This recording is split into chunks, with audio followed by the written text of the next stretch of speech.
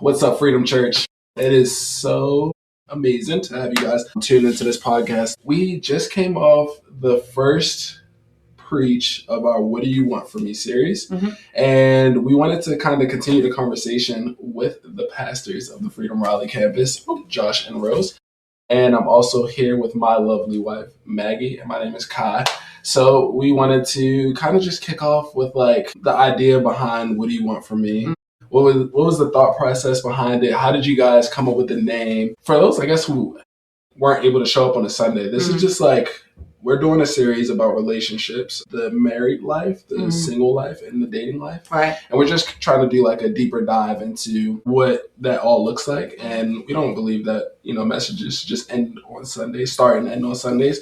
We love the fact that we're able to do a podcast and talk to you guys a little about this a little more in depth. So, if you guys just want to start off with like, What Do You Want From Me come from? Yeah. Like, what was the thought process behind it? Yeah. I mean, maybe you can recap any like key points from Sunday in a second, but I think that we talked about it. We have a lot of fun dreaming up ideas for series. It's one of the really fun things that we get to do is like figure out what season is the church in? What do we want to talk to them about? Maybe what is God saying into our congregation right now?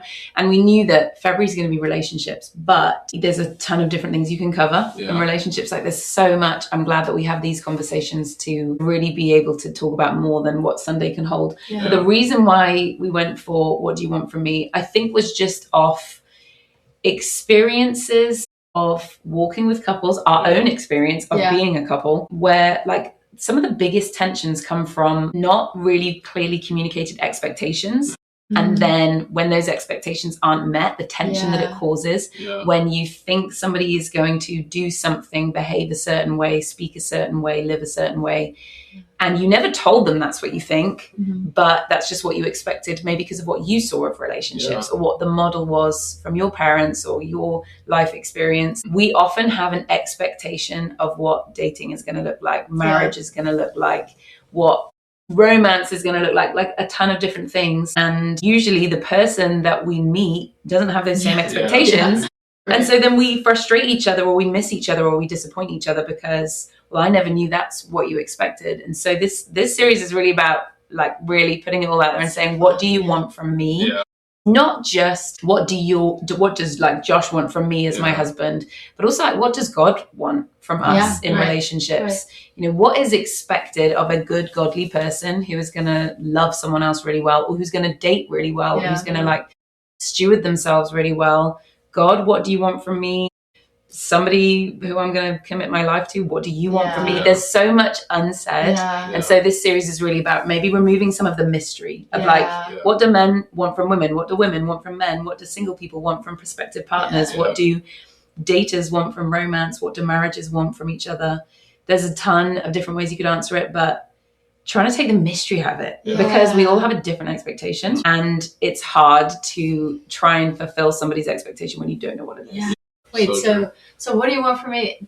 I don't think I've ever seen it. Is that a rom-com? No, it's not. It's not. But we did choose like rom-com inspiration for some of the visuals. Okay. So no, there is a movie. It will be probably even before Maggie's time, maybe. But there's a movie called What Women Want. Do you know that movie? Basically, the principle is What Women Want. Mel Gibson is, I'm pretty sure, in the shower and gets electrocuted as that classic rom-com setup. He gets electrocuted and he gets the ability to hear women's thoughts.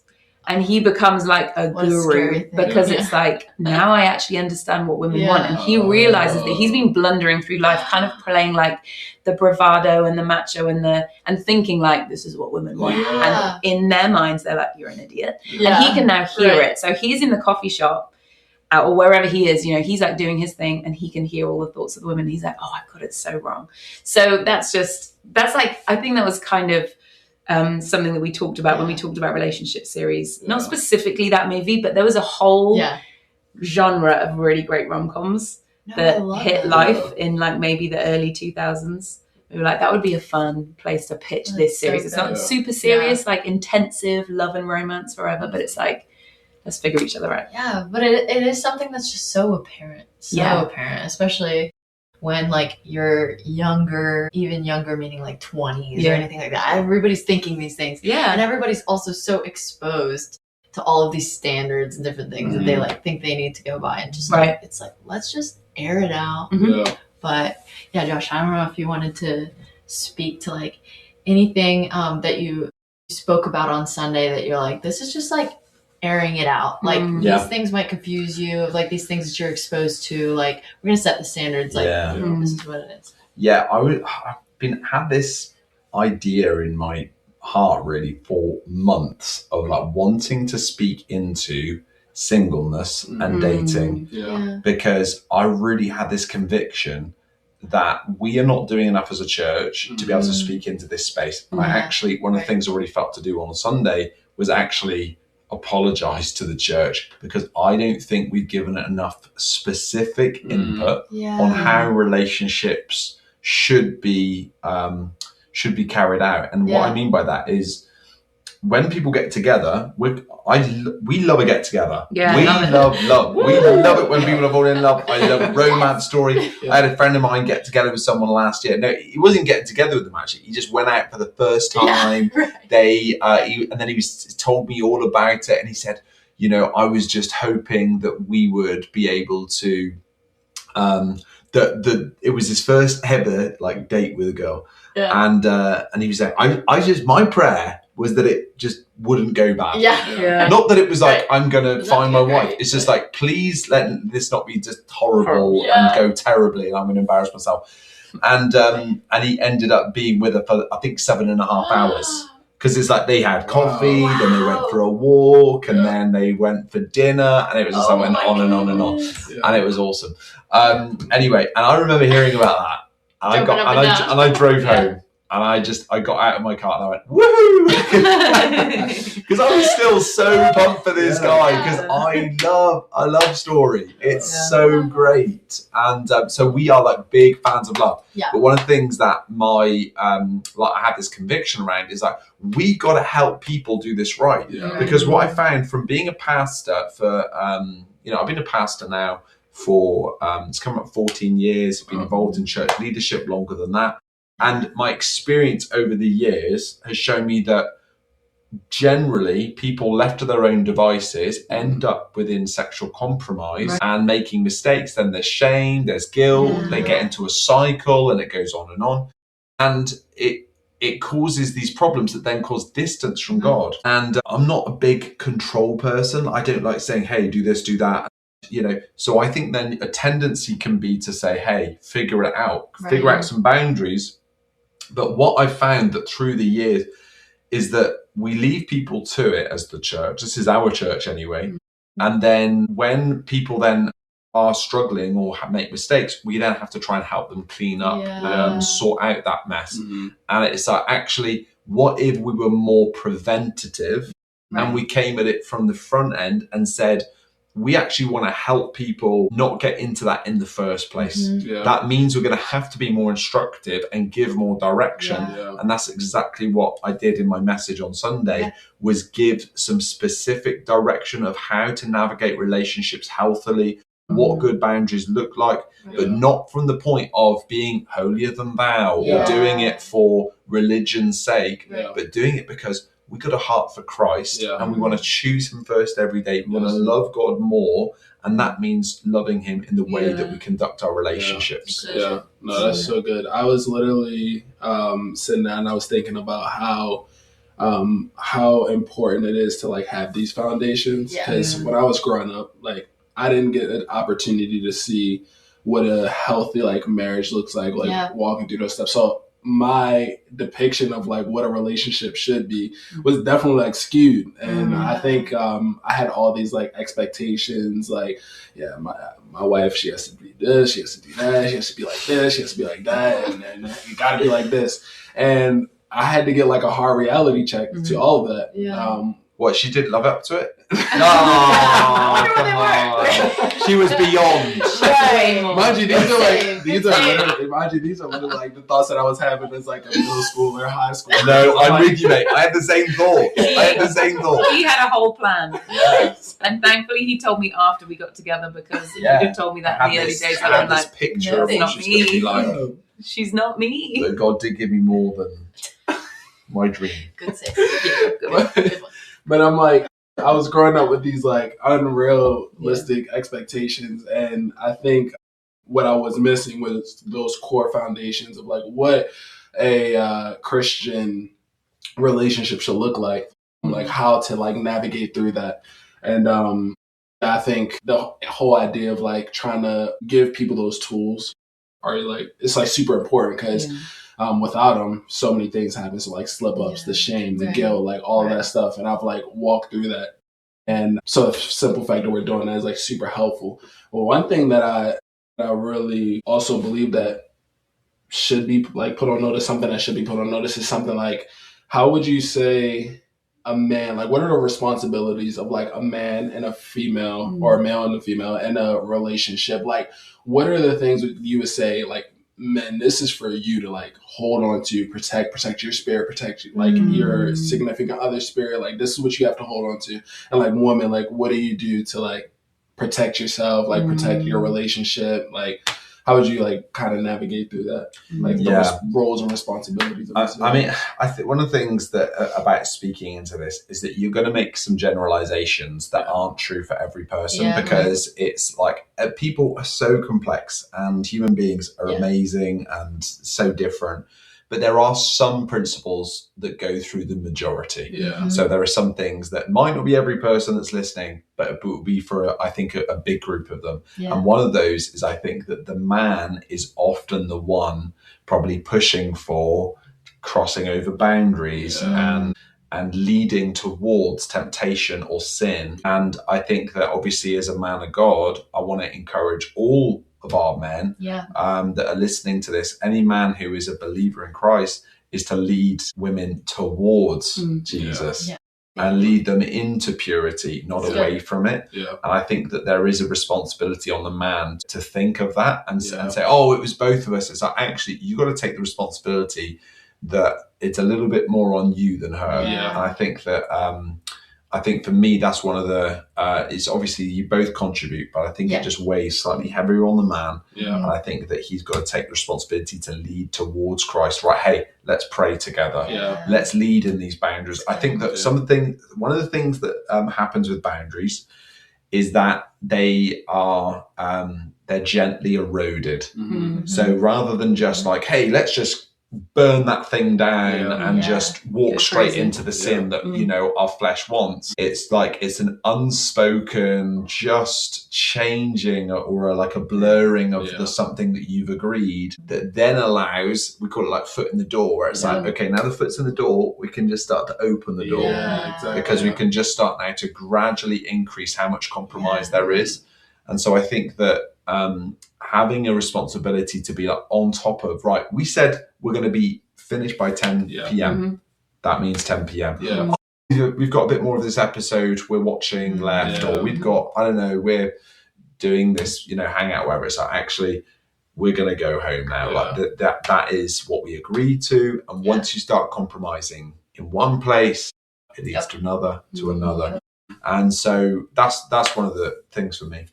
Mm-hmm. You're talking specifically about dating, I guess, because I think we'll do more through this series on the Sunday about like, what is a man's role? What is a woman's role? What does the Bible say? Because I think that we, in our society today, like, it's obviously life looks a lot different to when the Bible was written, but what are the age-old truths? What are the eternal truths that we do have to cling to? But I think talking about dating particularly and crossing boundaries, and it's so much about respect, and we each have to respect ourselves enough to kind of stand by our convictions. Mm-hmm. I would say for just to give like a female perspective on that, I think women also have to just really respect like themselves enough to hold that Jesus standard above any other kind of influence. Yeah. That goes for both. But I just think there's a lot of women who feel like, I've got a good man, I've got a good thing, I don't want to jeopardize anything, so I don't want to get like so intense about boundaries and rules and regulations that I lose this person. At the end of the day, you have to first of all give everything to Jesus and to what he wants for you. And your person that you're walking with is going to come second in who you want to please to God.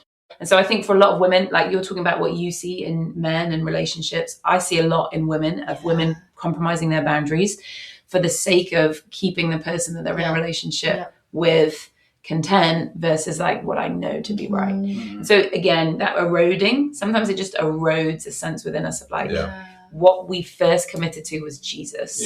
So we got to make sure that we're first obedient to Jesus in those moments, not not tempted or like led by anything else. Because I think the fear of losing a relationship is real. And the fear of losing a person that you really care about is real.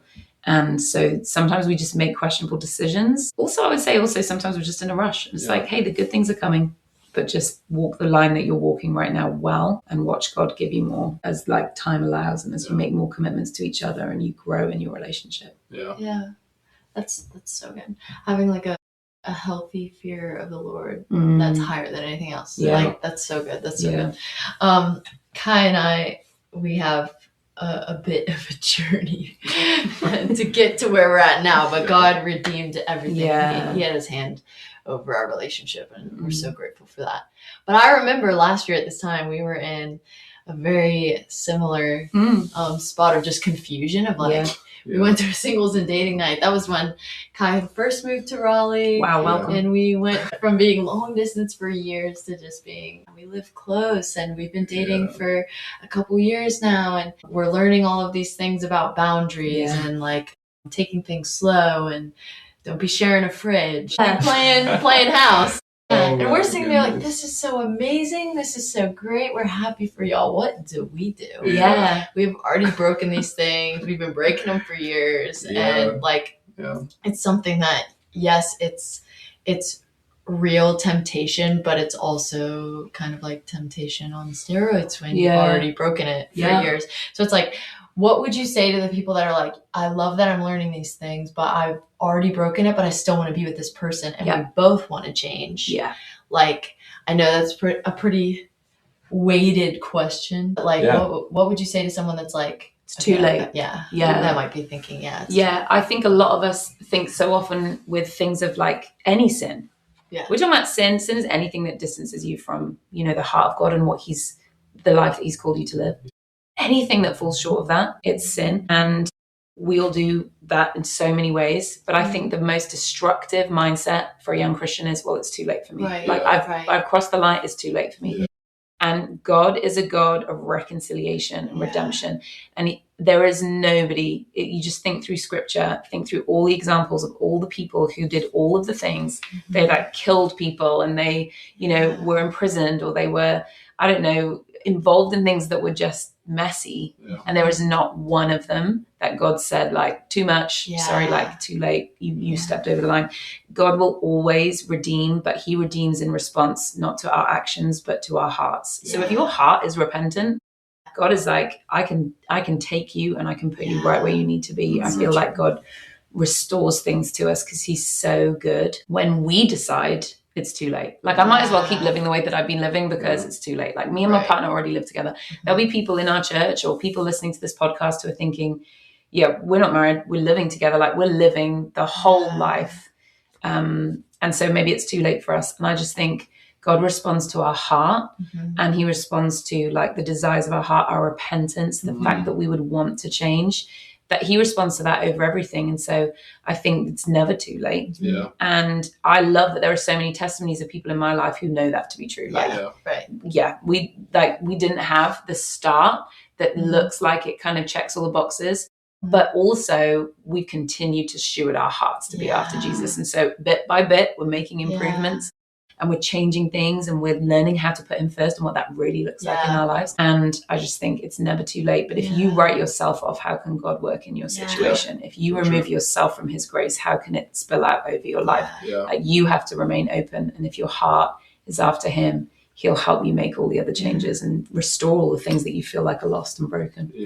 Sure. Romans 12 talks about how we are we're transformed by the renewing of our mind. And it's like, you need your mind renewed. If you've been doing that stuff, it's like, you just need to go through the renewal process. You need accountability.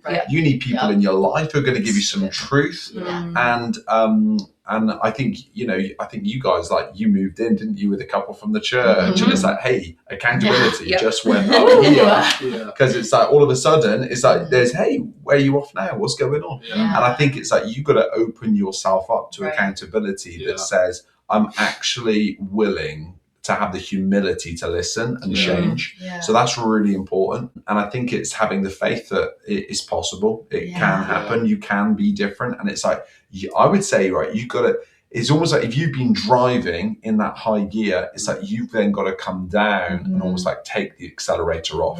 So it's like, if you have been like living life where it's like really integrated and, it's one of the things that I'm quite passionate about is like, you can't live like a married couple before you're married, like you just talking about sharing the fridge and all this stuff. It's like that there are a lot of economic reasons to say, well, we have to live together. Or we have to like do food shopping together or whatever. And it's like, is God the provider of all that's in this earth not able to take care of you without that situation of you putting yourself in sin? He can do it. And there's actually, we need to increase our faith and trust in that. If he takes care of the sparrows, he's going to take care of you. So you've got to trust it. So that's a faith thing. And then, like I said, you've got to take your foot off the accelerator. It's like, right, we've had a life that's really integrated. We spend loads of time together and we need to start paring back on that to create some health again and put some like boundaries in, almost like going back and pressing the reset button on your, like the way that your relationship's been working, and take some steps back from the intensity of what it's looked like. And I've seen couples do that. It's possible, but you've got to have faith, you've got to have humility, you've got to have accountability. And you've got to, one thing I will say is you've got to have agreement. You just got to be in it together, because that unity, it is too hard to do it for both of you. You have to be in agreement. And I think that's the thing that is really vital. As we talk about this, like, hey, if you want to hit reset, if you want to start again, it's possible. You just got to both want it. Want it together. So true. Something that I love that I've learned in this past year is that it's something that's so simple, but I feel like a lot of people just don't think about it. If God can perform miracles and nothing's too big for God and nothing's also too small, it's like, we have to have faith in our relationships too. Not just like for marriage, but for dating, of like, God can redeem this. He's literally a redemptive God. That's what he believes in. Like, it's not just me doing this by myself. I have to believe that God can work through me, and I have to be willing to sacrifice things and willing to just stretch my faith. But it's like, marriage takes faith. Like, it's just like dating takes faith. Like, all of these things, like, incorporate faith in it. And so it's just so encouraging though, because it's just something that you can do as a Christian, of like, it's not all of these acts that it's just like anything else. I don't have to like earn purity. I have to have faith and be diligent. It's like, it's God will work with you in that. I just love that. Of like, I think whenever we first were thinking of like, oh my gosh, we have to gain purity back, like, us, like, by ourselves, like, we could not do that. Like, there was no way. We had to like submit things to God, and we had to trust, and faith had to overpower like everything else to say like, okay, God, we can't defeat this by ourselves, but like, if we are submitted to you and we're constantly giving it back to you, like, we have to have faith to believe that like, you can defeat that. I think one thing that like really stands out to me is that when Maggie and I got the conviction of like, we got to stay pure, we did take action in it. But I've also seen like relationships where they're like, man, I know I need to be doing better, but they are almost like accepting the schemes of the enemy when they're saying, but I don't really have anything. I'm not going to do anything to change it. And I think a lot of times I was once in that position where I was like, I don't understand why it needs to be like this. I don't understand why it has to be like that. And I think I started to accept the schemes of the enemy as well. And I think accountability, right? Having people speaking into your life, not allowing, you to like go and figure it all out, because it is something that is really hard. Like trying to feel like you can be renewed in something. Like you just really need a community or a body of people like speaking into your life and like trying to help you out with that. But one thing that I have noticed is that a lot of that stuff where it's like, oh, I can't be redeemed, I can't be like renewed, that there's like a sense of pride in that, because I'm like, God is literally, like you said, is a redemptive God, and he wants to see you like flourish and stuff. And I think that there's just a call for people who may feel like they wouldn't be accepted because of all these like religious values that we have, or like they think that we would just be like so religious and like shun them away. But instead it's like, I feel like God is like calling people to almost like just come and listen, like sit in a room, just like listen to why, because there's like so much.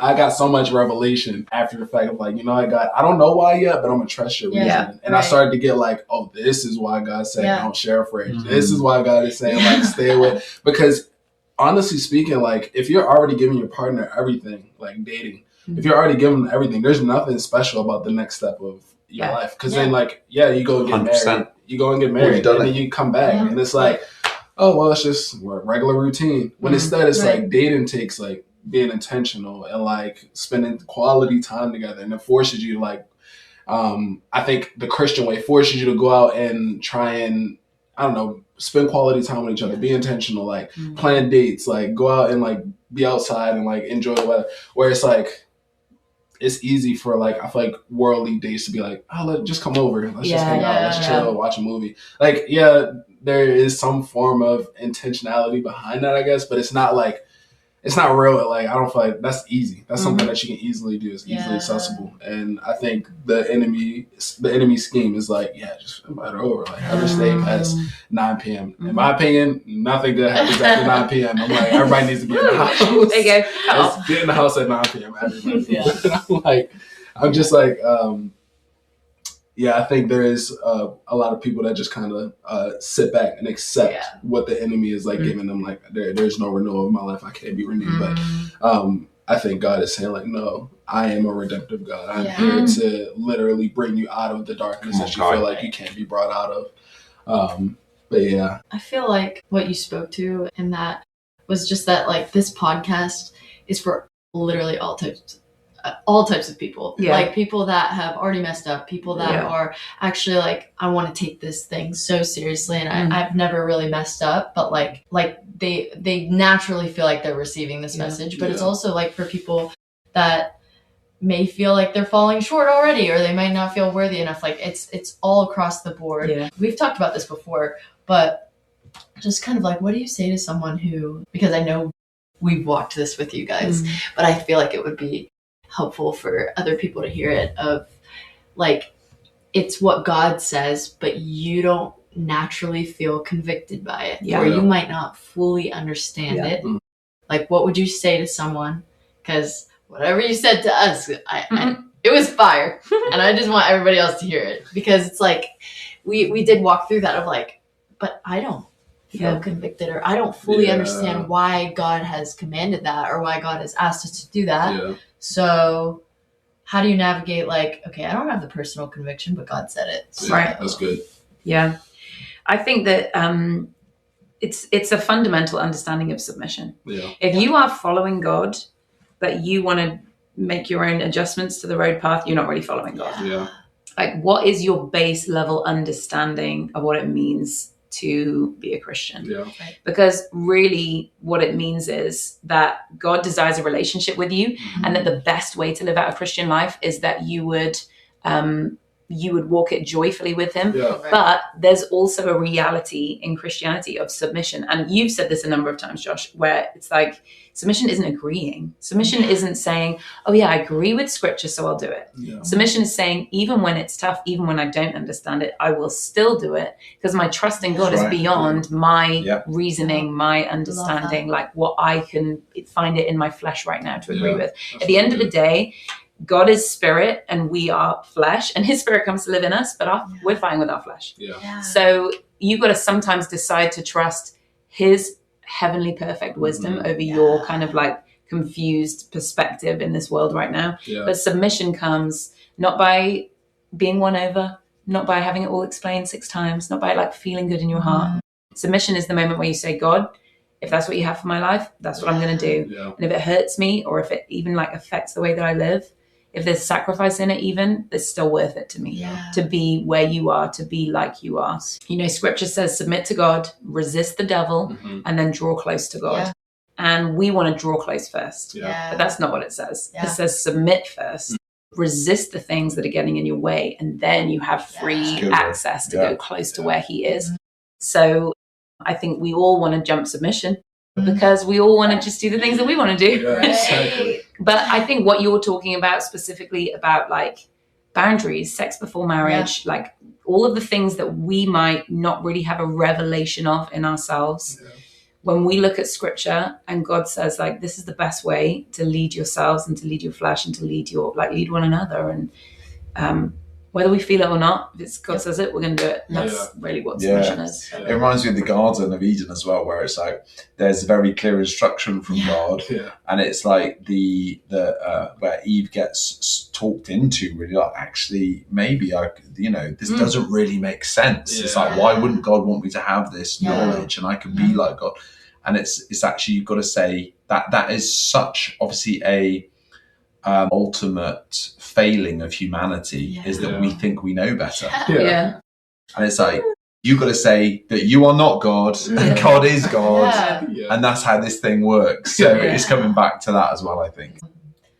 I know I could chat to you guys for like 5 hours. I just want to touch on like singles. Like what would you say to people that are like hearing all this stuff and they've been desiring it? They're just not finding it, whether it's man, woman, and they want these things and they're ready to do it, but like just nothing's working. How do you chase after? How do you not chase? Like how do you chase? Not chase. How do you chase? How do you not chase? Like, I think it's something's important to mention is that for some people, they will not feel called to be married. There's a number of people out there that do desire that, but there's also going to be, just as Paul felt called to singleness, and he writes about that in the letters, is that there is the same for people today. It's not everyone sees themselves in a relationship and having a family, and that's okay. And to validate that, because I think sometimes it can be like, we can assume, everybody wants that. I think the majority of people do, but again, not everyone. But what about those people that do want that? How do we, what do you advise them to do? I think that the first thing that comes to mind is to pray. You got to pray. You got to spend time talking to God about this. And I know for some people, maybe that's hard to hear because like, hey, I've prayed a lot. Well, guess what? Keep praying. Keep bringing it to God. Don't give up. Keep coming again and again to God and bringing your requests before him. And also, we've had good friends over the years who reached out and said, hey, will you pray with me on this? And I think that's great and valid as well. So I think that's the first thing. Often as well, one of the things that we need to work on is becoming the person that we would like want to date. If we want to actually think about, often we're almost saying, is this person the right? Am I the right person? Am I patient? Am I gracious? Am I loving? Have I got self-control? Am I disciplined? Am I pursuing God? Work on those things and be that person, that the things that you want to see in the person that you're pursuing. So good. So hard.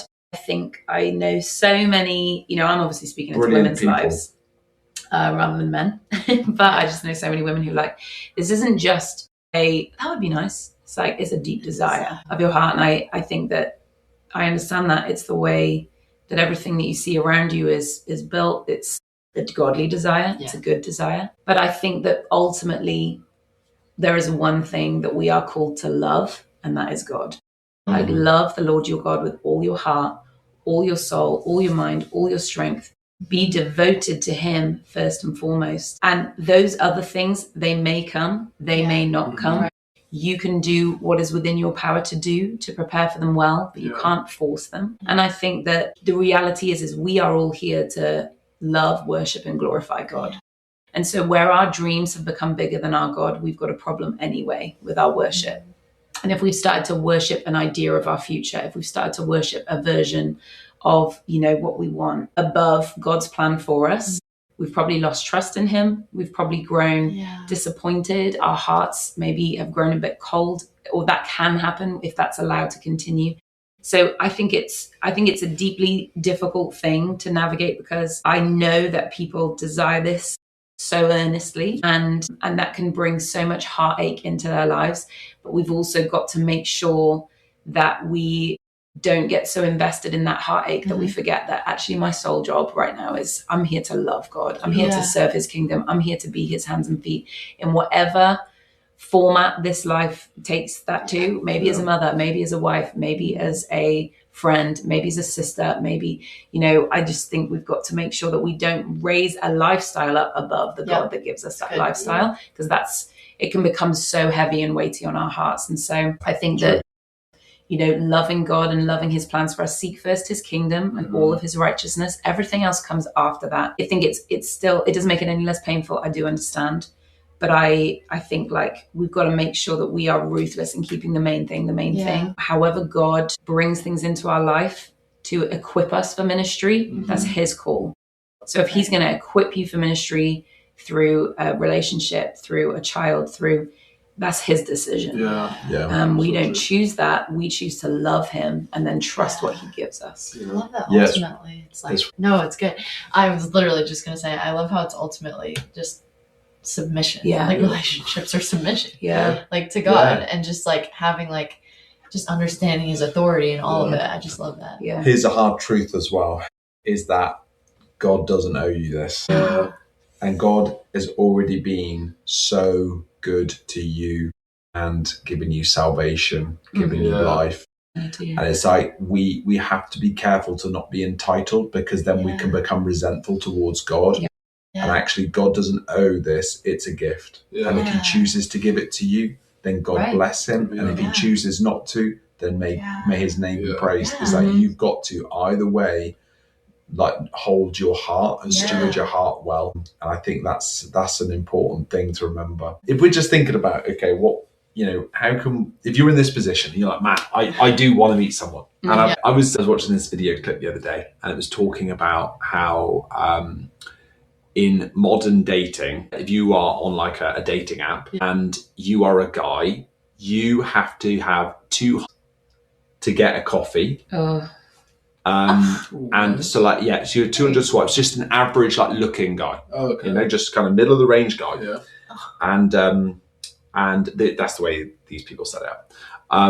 I don't know how they factored that, but anyway, and you get one coffee, and then so you get 1,000, you get 5 coffees, and out of those 5 coffees that you arrange, maybe 3, 4 of those will ghost and will not show up or cancel. So you are then going through hundreds and hundreds of interactions. And obviously the way it works, it's a moment, it's, a swipe. It's and then people are filtering through. Okay. But it's talking about then the discouragement of that. And I think a lot of people that I've spoken to who have gone online dating, some people it's created a connection and a relationship where people have got to meet, and that's great. But there is a bunch of people that have felt so discouraged, burnt out. They don't like the superficial nature of it as well, when you're going on the way someone looks. And so I think there's a preference of most people, I'd rather meet someone in person. So if you want to meet someone in person, how do you do that and you're available? So over to you guys. when you, I don't know how you guys got together or whatever, but how did that spark happen? How did it, that each other liked each other? We were actually just talking about this last night. I literally, first I want to preface this.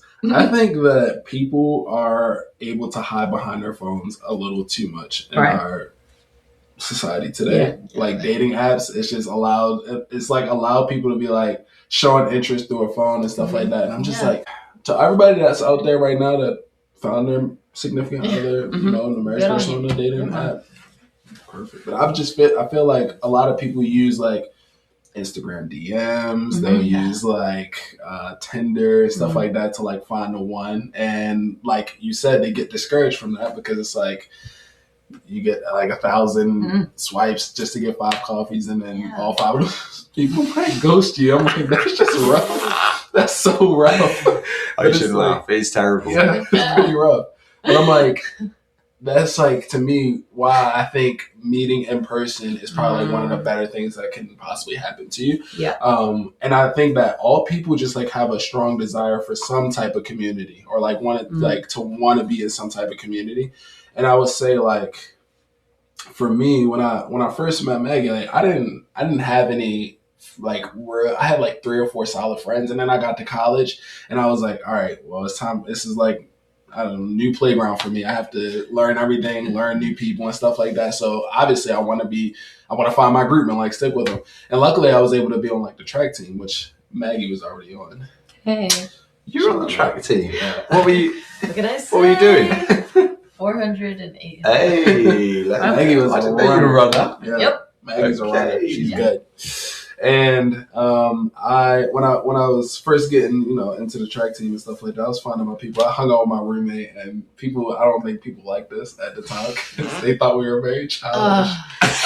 So, we were kind of like outcasted. Yeah, people didn't like Ouch! Yeah, we Oh, were shame. outcasted. No, It's okay. they were not. But I just remember like being around Maggie and like just seeing her, and like instantly in my head, just a little dive into like our love story. I looked at her and I was like, man, that is my track wife. Like, she is beautiful. And so like I'm sitting here and I'm like, man, I have to like be friends with her. I have So to, like, there's a trad wife out there, and there's also a track wife. Yeah. I didn't know that was the thing. But Yep, apparently so.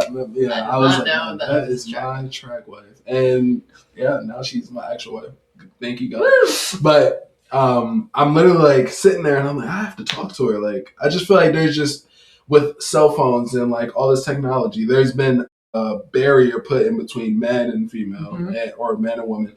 And it's just like allowing people to like hide behind that wall and not have to really like go out and pursue. Yeah. And I think there's something in men where I'm like, I would much rather like see men do a lot more pursuing and like trying to, you know, show the woman that you just like want to get to know them, care about them and stuff like that. And so, yeah, I think it was a blessing to be able to be in that like environment with Maggie, and just like get to know each other and be friends and stuff like that, because I think it all, like, the beauty of a relationship is the process that you go through. And I think like starting out is like just getting to know them, like friends, becoming like some of the bestest of friends.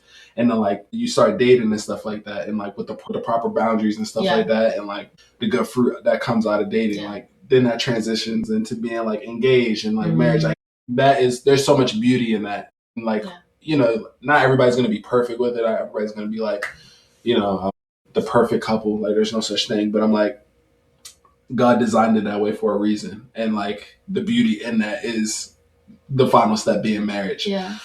But I think a lot of people like want to like cut corners and like, I don't know, there's no like real interaction because like cell phones and like all the Instagram DMs and stuff like that. But like there's something different about finding your one and like having that spark be like ignited, and then from there it just builds up like the most beautiful relationship. I do agree. I reckon that not a lot of blokes listen to this. You need some courage. You need some courage to cross the room, say hello, and to ask a question. And I remember even when like me and Rose were getting together, and I, you know, I was just going for it. We were teenagers. You had courage. But I'd walk up to there and I'd be like, I'm doing it. Like I did almost someone on autopilot, and I'm just there. I find myself in front of her. I haven't got anything to say. I just like, the words won't come, but the courage was there to go do it. And, you know, she couldn't miss, I think this guy likes me. It was obvious. And I just would encourage, like, any guys listening to this, you gotta have some courage, brother. You gotta get out there and be brave enough to like to face rejection. And it's like sometimes we're so worried about being rejected, you don't blooming do anything. It's like you've got to take the step and put yourself out there and just have a conversation. And again, that doesn't mean say, hey, now we're going on a date because I talked to someone. It's like, but just have a conversation. One of the big things I talked about at the church last year, I said, don't worry about just going straight to dating someone. Just say, hey, I'd love to just get to know you sometime. It might be just like a coffee, a walk, or something like that. Exactly. That doesn't have to mean we're now dating. Yeah. Or it's just, hey, I just want to get to know you a little bit better than we already do, and see if anything's there. Yeah. That was what my guy did who went for the 7.5 hours. That was maybe a 30-minute So it can go really well. Right. I mean, you know, that is abnormal. That's not a normal interaction. But I think that's a big part of it, is having the courage, crossover. Yeah. I think as well, you know, what do you say then for because we're often talking about maybe the guy going over and him having the courage, but girls, you need to help us out. Yeah. Okay, what can a girl do to say, you can come and talk to me if you want? Like, I think that there are some, for me, I think personally, eye contact. Do not underestimate a bit of eye contact. So a friend of mine was telling me sometime, a girl caught his eye and it was like 0.2 seconds. He said it was a moment, but it said something. It said something. It's like, I see you. And the green light was on. And it's like, I think it's like, you may not have to be the one to cross the room and say, hey, do you want to have to do you want to go out? But look at that guy in the eyeball. And just, any thoughts? I love a good foundation. I was telling Kai last night, like, every story is different, but I love, like, this is kind of like to your last point, but I love a good friendship first story. I love that. I mean, some people, they go on a date and it all works out, but I don't mean like you need to be friends for years. Like Kai and I were friends for 2 years before we even thought of each other like that.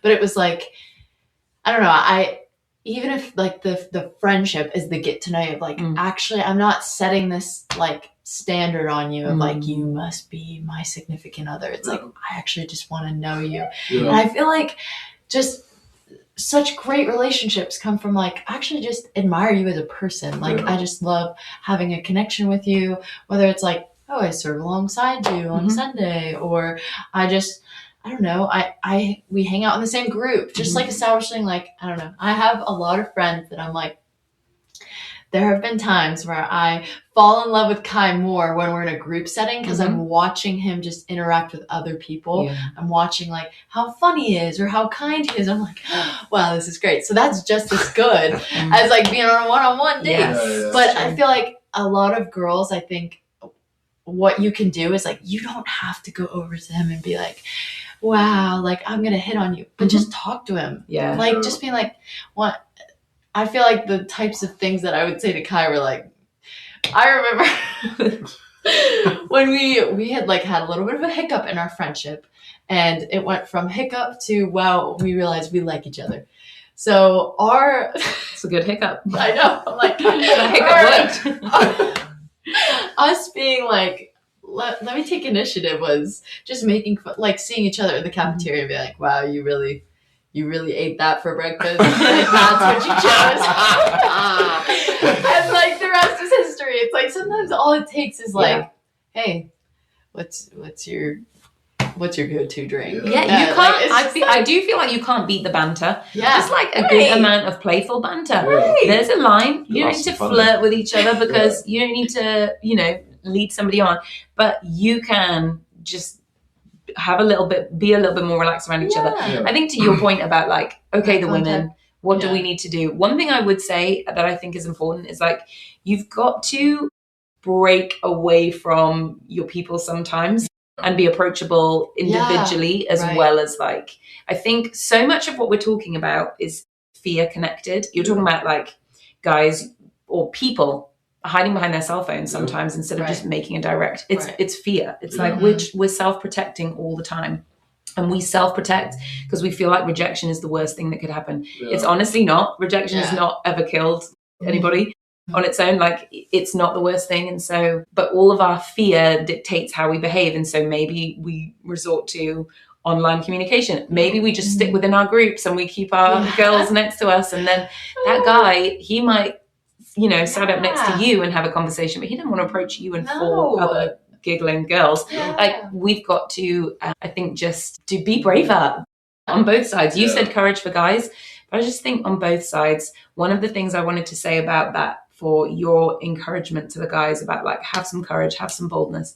That girl might not be your girl, but she will respect you for the courage that it took to strike up the conversation, to ask the question. She might need to be loving and clear in the way that she responds with, like, this isn't actually what I imagined this to be, but she will respect the kind of the guts that it took to start something and to start the conversation. So I think girls, we gotta, if we're looking for courage, we've also got to like help that courage along, be encouraging, laugh at the joke, make the eye contact, separate yourself off every now and then, and make the effort. It's like girls are so funny because sometimes we just like expect men to read our minds, whether it comes to our emotions or it comes to like, I'm giggling with my girlfriends.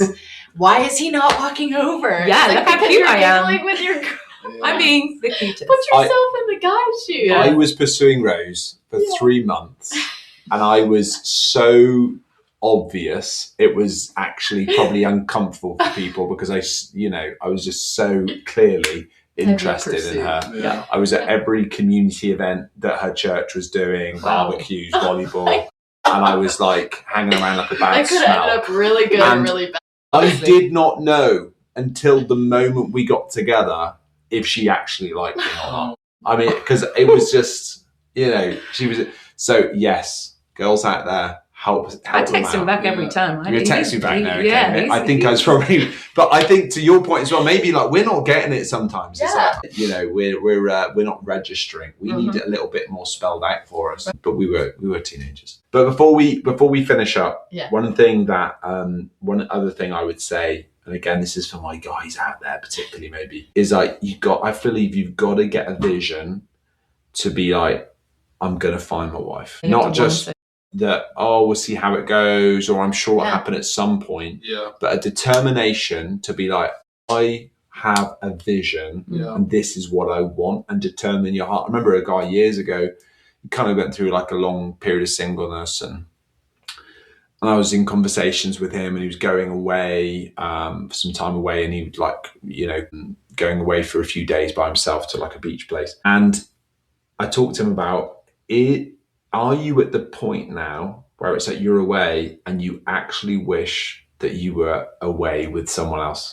Because there was a long time where it's like, I actually enjoy the freedom, the singleness, the independence. Yeah. And it's like, I've actually now got a vision where I want to do life with someone. And so for those guys, I would encourage you really to like get the vision for that partner and be like, God, this is what I want. And I think that when you go into then communities with that in mind, it's a game changer. So true. Because you're not just seeing how it goes. You're like, I'm looking and I'm praying and I'm searching for the person I can build a life with. Right. And I think that changes the game with the way that you then will find someone. Yeah. When you're just kind of seeing what happens, I think that you won't find it. But I think once you get a vision, I think it opens up and changes things in a huge way. Yeah, so true. It's just like anything else, like in life. Yeah. Of like everything changes with vision. Yeah, it does. True. That's really good. So come on. Yeah. Well, it was great talking, guys. That was a good first conversation. So good. And we'll be back next week with another episode. We're going to talk all about relationships again next time as well. We're going to continue this theme. We've got something slightly different next time. We talk about the dynamics between men and women, but love this conversation. Love getting to talk. Hopefully it's been helpful for those listening. Yeah. Thanks so much for joining.